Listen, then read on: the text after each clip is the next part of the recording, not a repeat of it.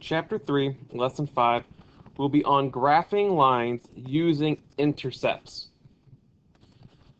We need to know some vocabulary. First is x-intercept, which we abbreviate using INT. It's the point where a line crosses the x-axis. From our previous lesson, we also know what a y-intercept is, abbreviated again with INT, and that is the point where a line crosses the y-axis. And we're going to introduce a form of a linear equation called the standard form, which is an equation of a line written as ax plus by equals c. And below it are some rules for what a, b, and c can be. So we're going to be looking at graphs, and we're going to make lines on the graph based on where it crosses the x-axis. So here would be an x-intercept, and where it crosses the y-axis, the y-intercept. Once we find those 2 points, we'll be able to graph our line. So let's see how we're going to do it. Let's lay out some steps of what we're going to do. First, we're going to pick either the x or the y-intercept. I'm just going to start with the x-intercept. We're going to find the x-intercept. So find x-intercept. And to do that, we're going to let y equal 0. So the important thing to know, and I should have put that with the vocab on the other side, but an x-intercept looks like an ordered pair that says some number x, comma 0. And what we're going to do is figure out what that x value should be if we take and turn y into 0. So let's take a look. 4x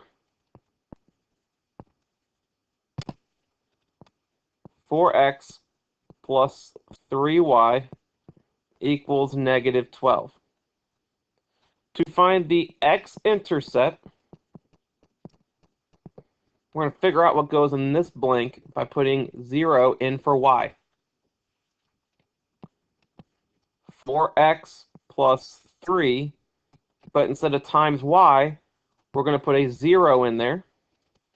It's equal to negative 12. What happens is when I multiply 3 by 0, this whole piece actually ends up disappearing, being eliminated. So we're going to get rid of that piece, and I'm left with 4x equals negative 12. So the only step I really have to do, because my goal is to get x by itself, is to divide both sides by 4 to find that x is equal to negative 3. Negative 3, 0 is my x-intercept. So that's the first part. And what I would like to do is give myself some space and move this a little bit, because we're going to move to step 2. Step 2 will be to find the y-intercept, and to do that, we're going to let x equal 0. So for a y-intercept, it will look like a point 0, comma y. So to find the y-intercept, I'm going to make x 0 and see what I'm left with. So y-intercept 0, comma, I'm going to fill in that blank. 4, instead of times x, it's times 0, plus 3y equals negative 12.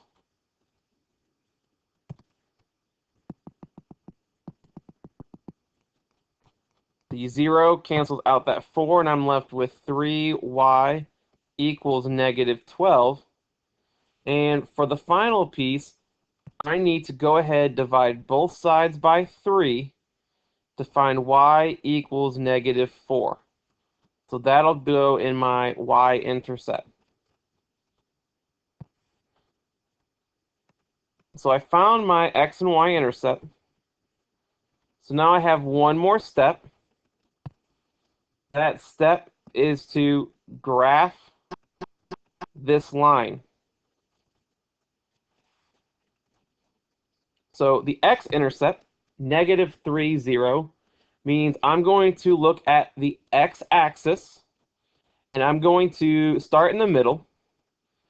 And since it's negative, and we always count left when it's negative on the x value, I'll go 1, 2, 3, and put a dot here on the x-axis. Since it's an x-intercept, that is the point that my line is going to cross that axis. And let me go ahead and put the name of that right here.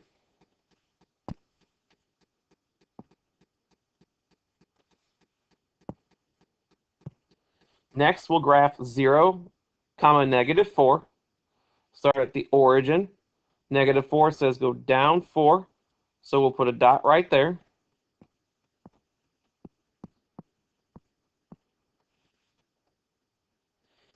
And now I'm actually able to make my line.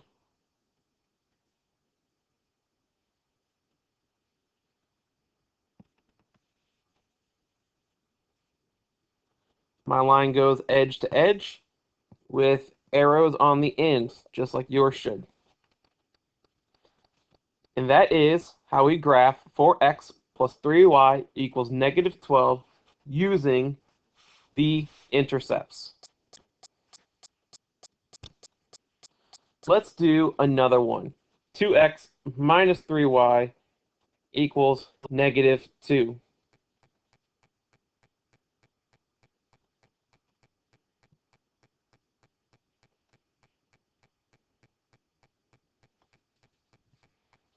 So 2x minus y equals negative 2. Let's start with the x-intercept. To find that, we'll make the y 0. So 2x minus 0 equals negative 2. What happens is the entire y piece is actually eliminated. I'm left with 2x equals negative 2. Divide by 2, and I get an x-intercept of negative 1.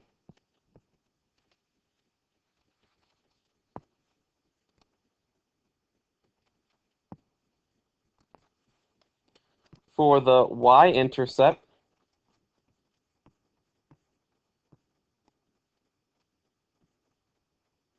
I'm going to take the x and replace it. So 2 times 0 minus y equals negative 2. What happens is this entire x piece has been eliminated. I'm left with negative y equals negative 2. Now, something to take note of. This negative in front is a negative 1. So in order to finish solving this, I divide both sides by negative 1 to find that y is equal to 2.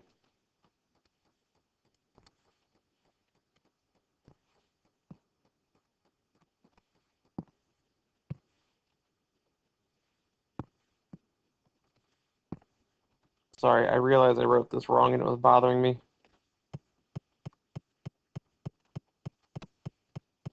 Now that I have my 2 points, we can now graph it and make our line.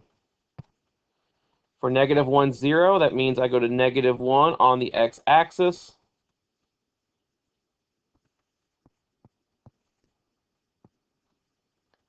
For 0, 2, I go to 2 on the y-axis. And I can go ahead and make my line.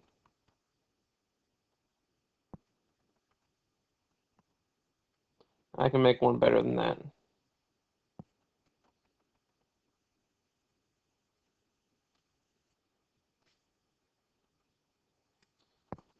Now arrows on the end.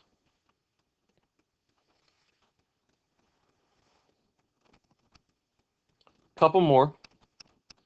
This one is 2x minus 5y equals 10.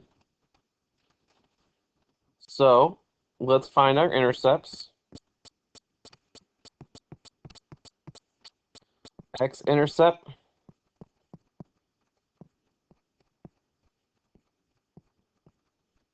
means y is 0. One way you guys could start to think about this is where when I find my x-intercept, that entire piece for y is going to disappear. So one thing I have shown is if I get a shape to cover it, let's see, I'm going to adjust the shape.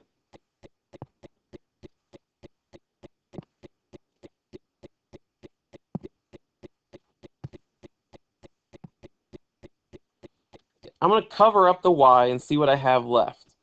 I'm left with 2x equals -10.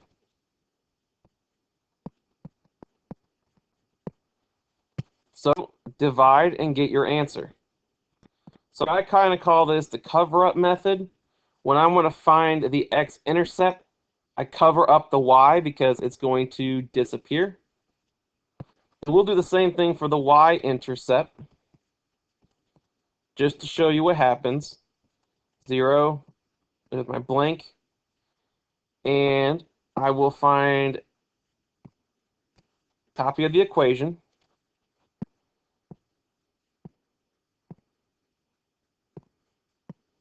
This time, since I know that when I figure out when I plug in 0 for x, this disappears. And I'm left with solving the equation of -5y equals -10. Go ahead and divide by -5. And I find that y is equal to 2.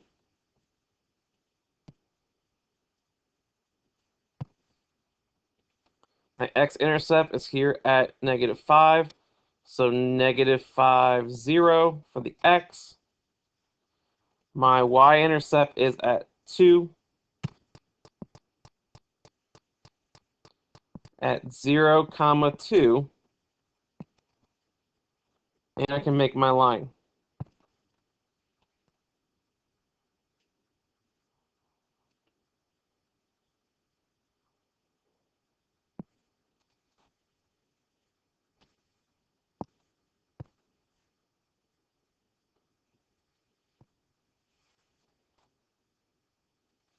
Now one more to make sure we have this down.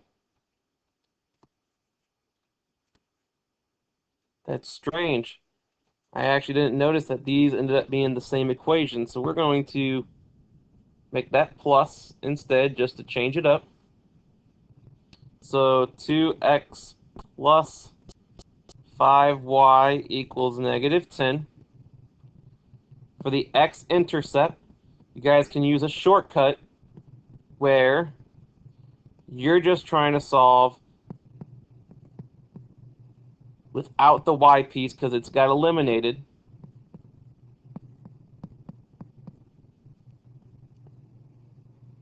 So I get my y-intercept. x-intercept. For the y-intercept, do the same thing, where I just look at the y piece and then divide it to get my point.